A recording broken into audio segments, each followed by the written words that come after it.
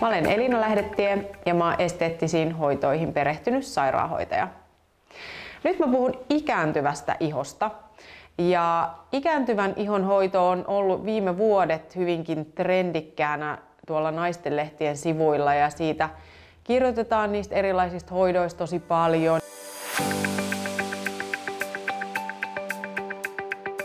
No milloin mitäkin pitäisi sitten aloittaa?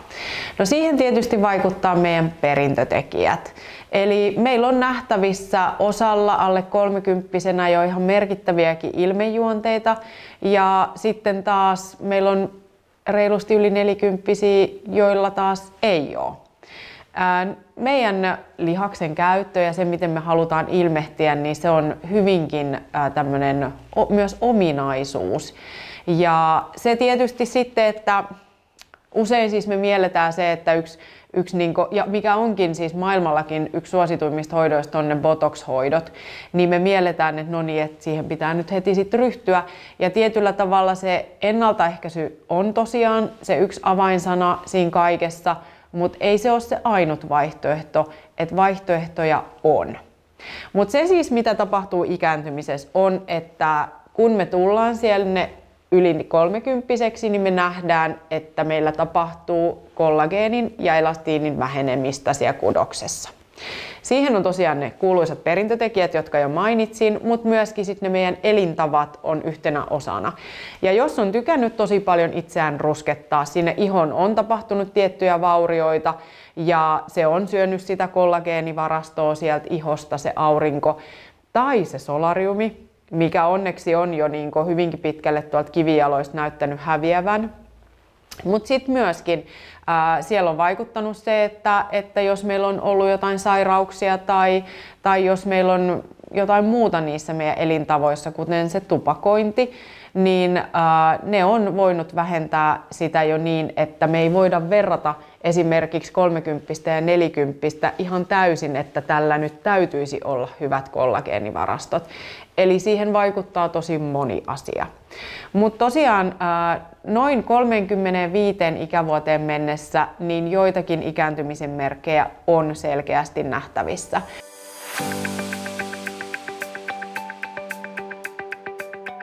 Ja me puhutaan näissä ikääntymismuutoksen hoidoissa varsinkin tästä mun ammattilaisen näkökannasta, missä meillä on tietyllä tavalla niitä mietoja menetelmiä, niin siitä, että niitä pitäisi aloittaa riittävän ajoissa, jotta me pystytään niitä ikääntymismuutoksia myös tehokkaasti silloin hidastamaan ja joitakin korjaamaan.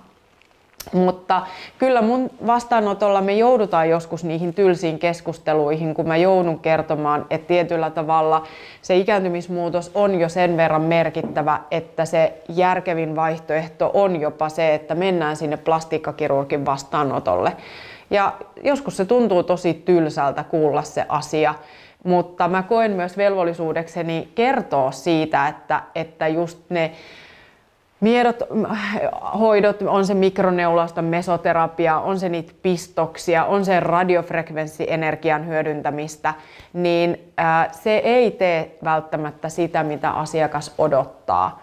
Ja silloin nimenomaan ne hoidot, mitä mä oon tehnyt, niin se alkaa tuntua siltä rahastukselta. Ja se ei sitten taas ole meille kummallekaan kiva asia.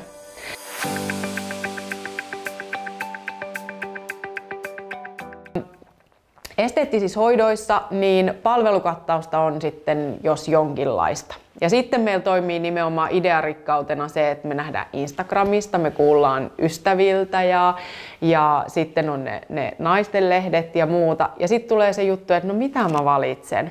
No tietyllä tavalla ei sun tarviikaan osata itse valita, vaan sitten se ammattilainen osaa antaa sulle niitä vaihtoehtoja.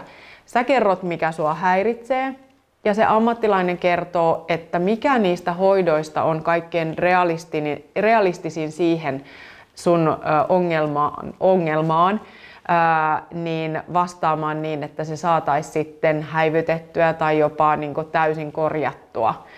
Ja näissä vaihtoehdoissa tietysti sitten on hyvinkin pitkälle sitä, että usein me tarvitaan sitä sarjahoitoa, eli ei ole tarjolla sitä yhden yön ihmettä.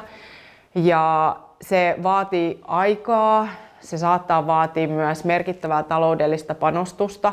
Ja sekin on asia, joka sitten taas siellä konsultaatiokäynnissä puhutaan hyvinkin suoraan, koska sitten taas sinä asiakkaana asetat ne rajat, että olenko valmis käyttää vaikka sitä tiettyä summaa siihen, jotta se tietty asia voidaan mahdollisesti tavoittaa.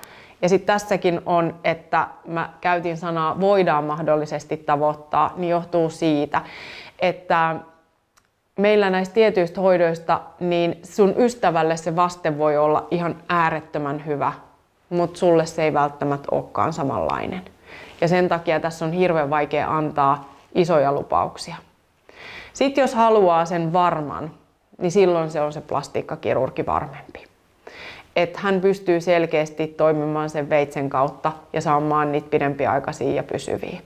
Mutta se ei ole kaikille taas mahdollista ihan jo aikataulullisesti ja myöskin vaan sen osalta, että en mä halua mitään sellaista. Niin siinä nimenomaan se mun rooli on täällä se oma tärkeä asia, että mä pystyn tarjoamaan niitä vaihtoehtoja. Mutta se sitten, että mikä se on se oikea, niin se me sitten katsotaan yhdessä ja pohditaan, että mikä on realistista suunnitella.